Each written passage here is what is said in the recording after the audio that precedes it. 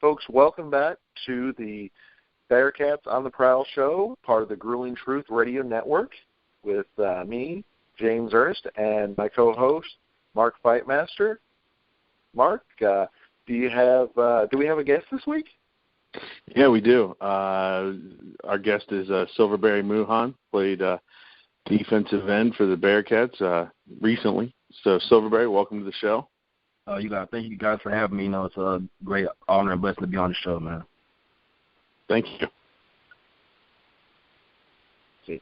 Yeah, you're our second guest. But, yeah, we were excited to have you on. Great season for you last year, and I've heard that you've had some interest from NFL teams, even as much so as to do a tryout with the Bengals. How'd that go?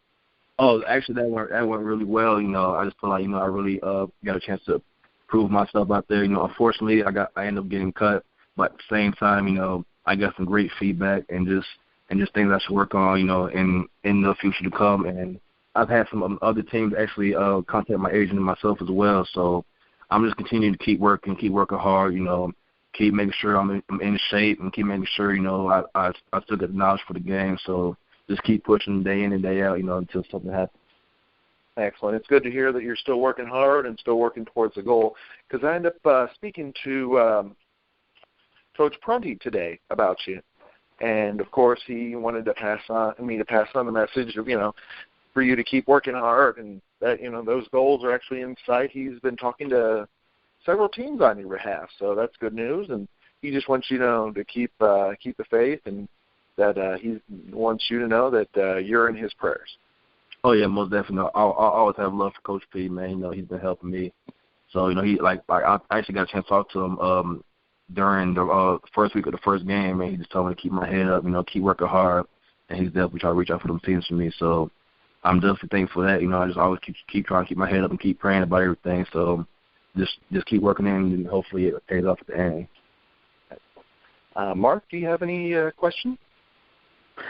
Well, first thing I wanted to tell Silverberry is a couple years ago, my sons both played football at a local grade school. We got to go down to a UC game. Silverberry, they do that thing where they let the youth teams on the field and they make the tunnel and all that. Yeah. We were walking around during the warm-ups and walked past, and my oldest son, he said, "Dad, that guy's huge." And I said, "Yeah, he's a big man." And he said, "Who is he?" And I said, "Well, his name's Silverberry Mouhon." And he said, then he looked at me, and Silverberry, my last name's Fightmaster, so I get it all the time, about my name. He looked at me and said, "That's really his name?" And I said, "Yeah." And he goes, "Well, he's my favorite player." So wanted to tell you that, man. First and foremost, you're my son's favorite player. And then second, I wanted to ask you a little bit about the Bengals training camp and how that went for you. I know it didn't end with the results you wanted, but I did notice that had you worked with Marvin Lewis's son before being with the Bengals? Had he helped you out at UC? Yes, sir. Yeah, definitely. In my 2013 season, he was there, and he definitely was. He was a great help to us as far as just giving us, just insight and just helping us, with the knowledge of the game, helping out with Coach P, getting us pumped for game days, just helping us with our technique, our pass rush and craft and skills. So I definitely owe a lot of that opportunity because of him. Oh, that's awesome. That's great. And then another question I had about the NFL training camp. Did you learn anything new at the NFL training camps that you're trying to incorporate into your workouts and into your game, or that you're going to try and incorporate into your game that you may not have even known about in college? I mean, I think the biggest thing I actually would say is, the biggest thing I learned from the NFL to college is, that first step. They really teach you that they play a heavy pass first, run second type defense. So no matter what, I try to really incorporate the workouts, whether it's from the weight room to the field, working on that explosiveness, working on my first step, fast twitch, because it's all about speed.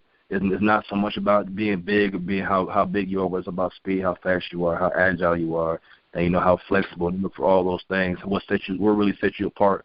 How knowledgeable are you of the game? So just those kind of things. You know, things I already knew, but at the same time, it was real eye-opening once I got there to really see that, hey, this things that they really, you know, take notice of, and this is what I got to get better at. Okay. And where do you see yourself in the NFL game? You know, I was reading a couple of the reports when you came out of college. It kind of listed you more as a tweener, you know, defensive end, linebacker. Where do you think you fit in better, at defensive end or at linebacker? Oh, I'll fit in wherever teams may need me. I can definitely play linebacker. I can play defensive end. You know, Awesome.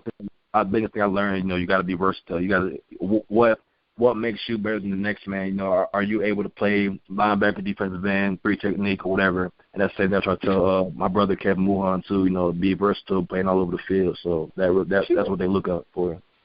Okay, awesome. That's good, man. And seriously, I do wish you the best of luck. I want to see success out of you, and I got a good feeling about what's coming down the line for you. So, James, did you want to ask a couple questions? Yeah.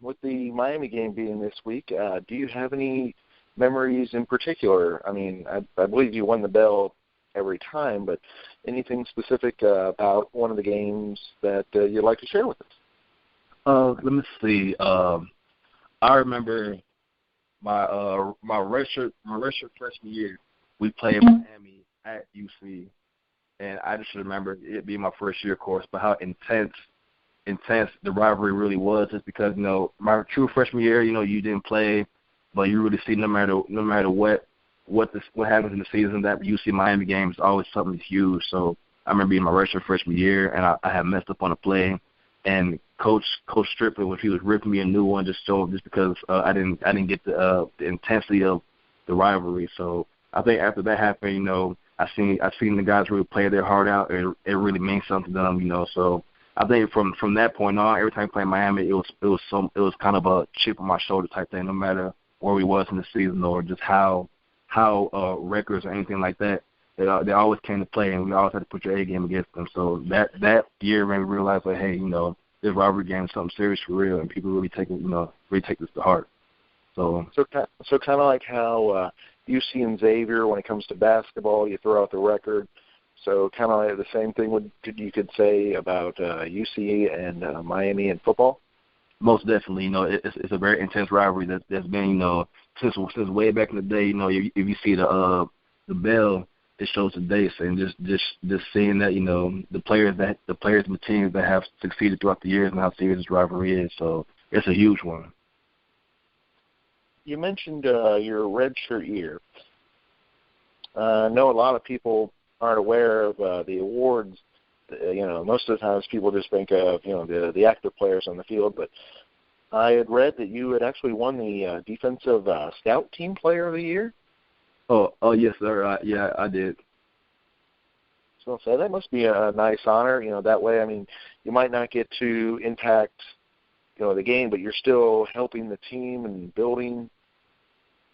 Oh yeah, most definitely. I know when I was a freshman, you know, the scout team, you know, we took it very seriously to perform in the scout team, because that was our playing time. You know, we didn't get to play the games, but we had to play the scout team. And I remember we used to get on flights out there, and then we used to just go out there and just give it our best, because those were our games basically. And that's how we kind of proved to the coaches where we stood as far as, you know, our intensity, as far as the understanding, acknowledgement of what we got to do, and just being young and showing how you can be mature out there by doing the scout team and helping the team out win. Because it basically comes down to who works hard on the scout team, because we're giving them a look that's going to happen in the game. So we take great pride in that.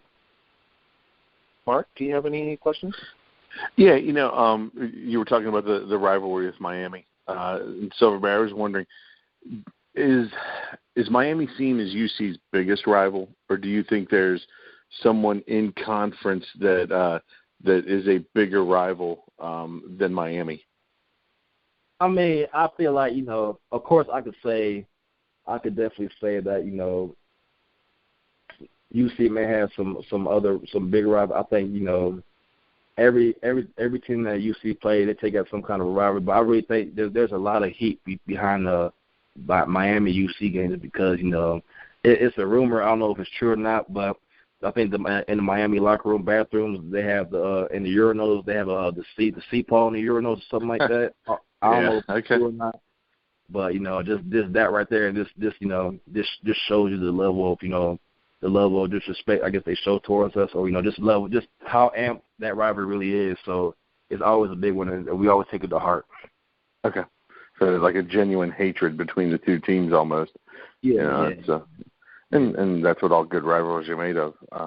So, and then last week we had Dominic Goodman on, and I asked him this question. But who is the toughest player you faced when you played in college at UC? The toughest player I faced had to have been what was his name? The left tackle from Syracuse, my freshman year, Justin Pugh. I think he ended up going first round. Yeah. He was a monster. He probably the toughest tackle I ever faced, man. Okay. As far as opponent wise, I remember his grip was so strong, and he just was real technically sound, and it was just like I was like, wow, I have a lot of work. I have a lot of work to do before I'm able to really try to get past this guy. So I definitely remember him. Okay, cool. James? Yeah, I was wondering. You of course were you were recruited by Butch Jones, but kind of what was what would be a good comparison between him and Coach Tuberville? I mean, how would you describe their similarities and differences? I mean, they're both intense guys, but they just show their level of intensity different. I remember Coach Jones was more of an in-your-face type guy. He used to always walk around practicing with a megaphone and just be all up in your face. Now, Coach Tub was much more laid back, but when it was time to talk, everybody definitely listened because everybody had that respect for him. And whenever he said something, everybody definitely heard what he say. And Coach Jones, he used to get us hyped up. He used to get us out there going crazy, man. So they definitely they have their different methods, but they both bring fire to the table at the end of the day. So at your time at UC was very successful. You had won several awards, played in many bowl games. What would be your crowning achievement? What would be the thing that you feel you're going to be remembered most for your time at UC? I think the thing I remember most is just bringing the guys up, kind of leading the guys. When it was crunch time, just kind of just rallying together. We had some up and downs, but at the same time, just going out there, just having fun. Letting them know at the end of the day it's a game, man. Let them not get too crazy, too emotional about it. Just go out there and just have fun like we've been doing. So I really feel like just bringing that kind of that fun to the table, bringing that everybody no negativity. It's all good vibes around here. So that's one thing I really feel like I'll just be remembered by, and just just playing hard, working hard. Just kind of just giving my best and just letting God do the rest. Sounds great. Yeah. Most definitely. Can I say one thing? Of course. Yeah. So this Miami game, big lookouts to number 48, Kevin Mouhon. Y'all watch him, man. He's gonna be a monster, man. I'm telling you. That's awesome. Hey, what position does he play? Defensive end. Okay. Yeah. All right. Good. I'll definitely have my eyes on out there for him on this game, man. Most definitely. Yeah, let's go. Hey, Silverberry, I got 2 off-the-wall questions for you, man. All right. All right. First one. Of all the bowl games you were in, all right, yeah, what was the best gift in the gift bag that you got? The best. Let me see. I got to think back at this. Oh yes, the military bowl.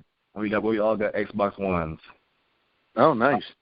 I was shocked that everybody received the Xbox One. Okay, that's always good for a college kid, man. Oh, and yeah. I still use it. And then my second question for you, all right, man. You go to Google, you type in your name, and one of the things that pop up is the Key and Peele bit they did with your name, man. How much grief did you take over that, and how much fun did you have with it? I mean, when I first heard about it, it was actually it was a while back. I think we had just got done playing South Florida, South Florida, and somebody said, "Hey, you were on Key and Peele," and I actually didn't know what Key and Peele was at the time. And I started watching it, and I still watch it to this day. It's funny as hell, but I looked and I was just like, oh man, like everybody was like, hey, your name was on Key and Peele, your name was on Key and Peele. So yeah, I got a lot of stuff about it, but like at the end of the day, I was like, wow, that's crazy. So I was actually kind of shocked and amazed. But after, even to this day, some people still talk about it. So I just think it's funny, man. That's awesome, man. That's awesome. James, you got some more questions? Actually, yeah, that was one I was going to ask him. What his favorite bowl game was. I mean, going to Hawaii, or which one did was the best experience? Would you say? Going to Hawaii was definitely just. I think it just capped off, my college career as far as getting to go to Hawaii. That's a lot of people don't get to experience that, and I got to experience it with all my brothers. Man, it was definitely a blast, man. It was kind of a surreal experience, and I'm definitely grateful and appreciative for that. And that's one thing I'll never forget. So when you were there, did you get to do other things besides just play football? Did you get to take tours and that kind of thing? Yeah, most definitely. I know we were in on the beach for a little bit. We went in the water swimming. We got to go to a couple of luau's. They had great food. We got to me and some of my teammates. We walked around. I think my brother had got a portrait, a drawing of himself. So that was that, and it was a lot to do, and it was just a great experience to be out there, man. We tried to go jet skiing, but it was just it could have fit in the time frame. So sounds like a great experience. We're glad you came on our show. We definitely are very thankful that you're going to have one of your friends, one of your former teammates, Brendan Miller, on one of our later shows. Actually, the next couple weeks follow as, let's see, we got Reuben Haley next week. Then we got Greg Moore the following week, and then we got CJ Cobb. I remember him. So we got some nice ex-Bearcats.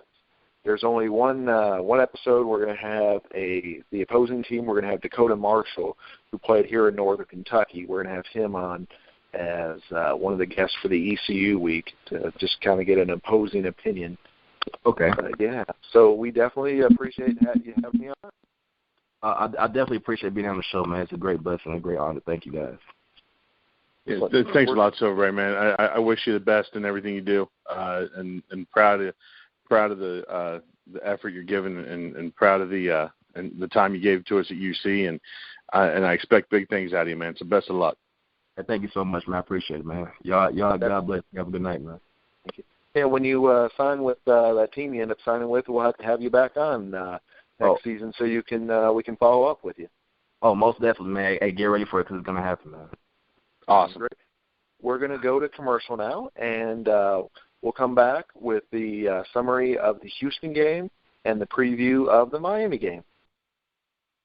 Bearcats on the Prowl on the Grueling Truth Radio Network, coming back from commercial.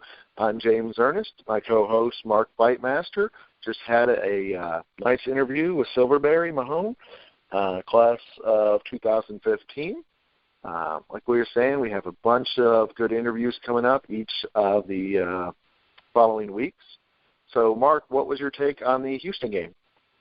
I'll tell you what, James. Well, you and I were discussing during the game. We were hitting each other on our cell phones about big play. We got to get this here, big momentum. They were taking it to the number 6 team in the country for 3 1/3 quarters.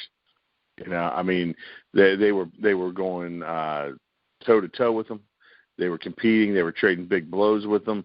They looked good. I mean, they looked real good. And then the bottom just fell out. And I think a lot of that has to do with the fact that the defense was on the field for a long time. And our defense is on the field for a long time, which means their defense isn't, which means they are rested and ready to go and jump those routes and get those pick sixes like they did to put the game well out of reach. But I think, the loss is disappointing, but I think there's some things that we can see from that game that are positives going forward. I mean, this Houston is a very good team. UC hung with them. UC played with them. There's nobody else on their schedule that's going to be as difficult, So I hope that they can pull some positives out of it. The result wasn't what we wanted. And the score, people always say, oh, the score doesn't tell the whole story. The score definitely does not tell the whole story of that game, because the Bearcats were taking it to the Cougars for a while. So, the negative, they lost. And, they lost big. But like I said, there are positives that we can draw from that.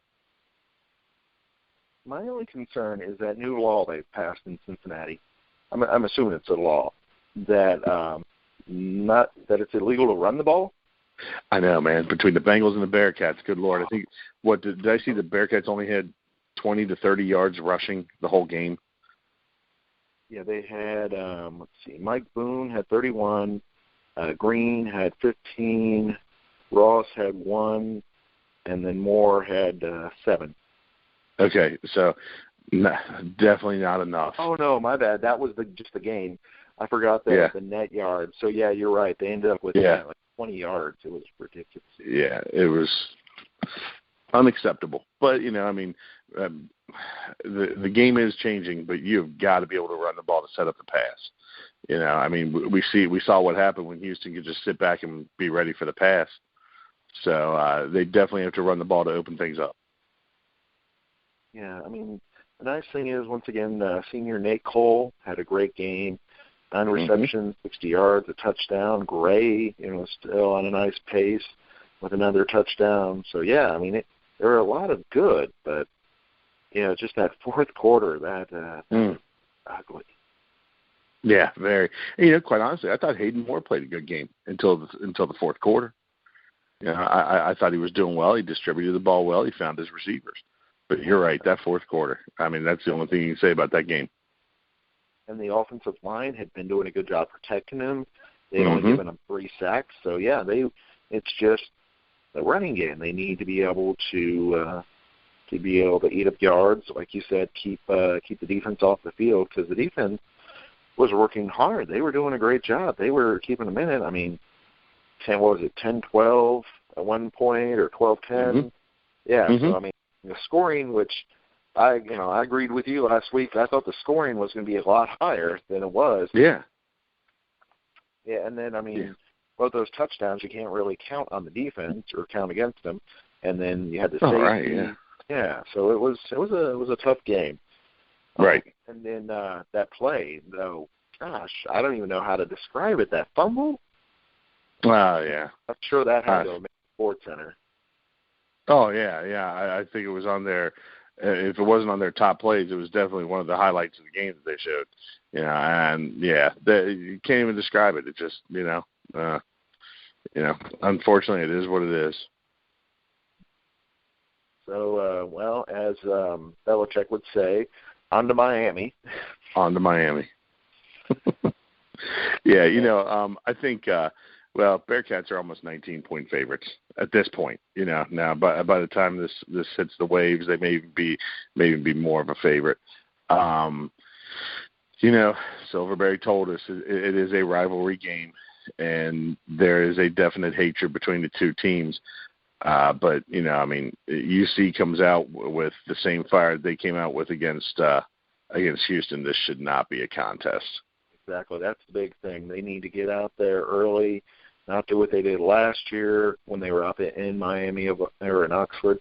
They need to just step on their throat instead of playing, because that was the big mistake. Heck, Miami for a minute there almost looked like they had a chance.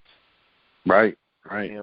And then Miami, I know, they're not a good team. We're not going to go, crazy, but they actually had a really good game last week. Their quarterback was 20 of 41 for 339 yards against Western Kentucky. And I know Western Kentucky is, 2-1 now or 1-1, but, they hung with Alabama that first week. They did. They gave Alabama some fits. Well, and, honestly, their first game of the season, Miami went to Iowa and put 21 up, and it was another case of they were in the game for a while, but they just succumbed to a much better team. Their quarterback, Billy Ball, he does a good job getting the ball downfield, and looking at their stats, I believe they got 2 receivers, let me find their name here. Hold on a second. And Martin. Yeah. Gardner, and Martin, they both are very good receivers, and they both put up a lot of yards. I mean, Martin, it looks like he's averaging 20.5 yards a catch. James Gardner's averaging pretty much the same. They got Rakeem Williams, and Jared Murphy as well. So he's got 4 legitimate receiving threats, and he throws a nice ball. He's a good quarterback. So the secondary will be tested. I think the secondary can come through for us. They have in the 2 victories for UC, and as a matter of fact, they didn't do poorly against Houston. So I think we'll be okay there. Rushing wise, they don't run the ball very well. I'm trying to see here what they are. Oh shoot! Hold on a second. Computer just refreshed. They rank 100. They rank 104th in the NCAA in rushing yards, with 130 yards. So I don't think they shouldn't rack up a lot of yards against the Cats. So hopefully it'll get to a point where the DBs can be on high alert for the pass, and the linemen can just pin their ears back and get to the quarterback. So. And then the weird part about both games, the Houston, Cincinnati, and then the Miami Western, was that a lot of it was special teams. I mean, you text me when they down the ball on the 1, that kind of thing. And same with the Western Miami. The Western Miami, there was that punt return for a touchdown for Western, and then there was, I'm going to call it the Music City Miracle to an extent. Yeah. Where they lateraled the ball across the field, and then they got another, 60 yards, 70 yards on a kickoff return. I mean, their special teams, Western, was just out of this world. So right. It might have been closer if Western didn't have all that going for them. Same with like Houston. Exactly. Their special teams were great. I mean, they didn't miss any extra points, they didn't miss field goals. They were just out there doing what they needed to do. Yep, it's definitely a 3-phase game. So, so we'll see what happens. I have a good feeling. I mean, UC's an 18.5-point favorite for a reason. So, but again, the game's not played on paper. They got to go out in the field and prove it. Exactly. I mean, it just comes down to the talent and the depth that UC has over somebody like Miami. It's not that Miami doesn't have the first string guys. It can, attrition during the game will take hold of them. Exactly. Just like what happened to UC against Houston. We should see the same thing happen for UC against Miami. Exactly. So, what's your prediction? Oh, geez. Let's see here. And for the record, I did say Houston would put up 38. I was close. Close. Yeah, you had a good call on that.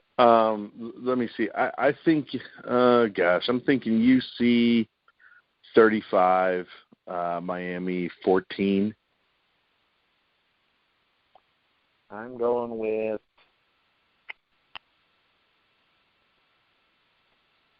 40 to 10. 40 to 10. Okay, good. Well, we both see it as a big win for the Cats.